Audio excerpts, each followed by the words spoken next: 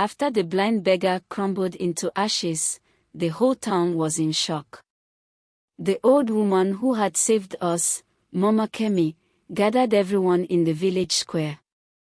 She held up the rusty tin cup, its metal now cold and dull. "He was not just a beggar," she said. "He was a cursed man. His blindness was not of the eyes but of the soul." She told us the beggar's story.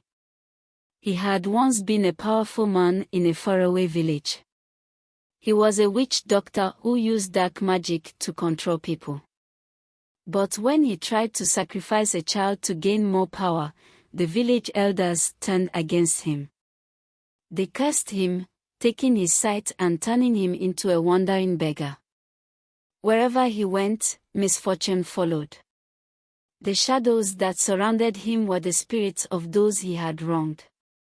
But his shameful end did not stop there. The ashes he left behind did not scatter. Instead, they stained the ground black. Nothing would grow where he had sat, and animals avoided the spot. The elders decided to burn herbs and pray over the area. They brought a priest, who sprinkled holy water and placed a wooden cross on the ground. That night, the village had a cleansing ritual. People brought charms, amulets, and offerings of food. They sang songs to drive away evil. As the flames of the ritual fire burned high, a strange thing happened. The air grew warm, and a gentle breeze swept through. The dark stain on the ground began to fade, and the cross shone under the moonlight. But the true shame of the beggar was revealed the next morning. A traveler came to the village, an old man with a walking stick and clear, kind eyes. He had heard of the blind beggar from other villages. He told us that wherever the beggar had gone, he left behind only fear and loss. But in those places, the truth of his evil had come to light.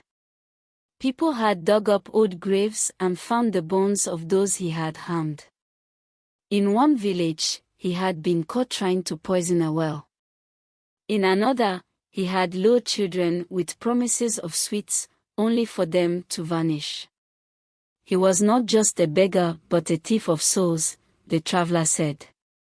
His blindness was not a curse from others but a punishment from the spirits themselves. They forced him to wander until he found redemption, but he chose darkness instead. Hearing this, the villagers felt a mix of anger and relief. They realized they had been fooled by a man whose shameful past had followed him. His end, crumbling into nothingness under the light of prayers, was fitting. He was not remembered as a poor blind man but as a liar and a coward who had tried to hide his evil in plain sight. From that day on, the market thrived. No shadows lingered, and no voices whispered in the night. The story of the blind beggar became a warning to all: evil, no matter how well disguised, always meets its end in shame and ashes.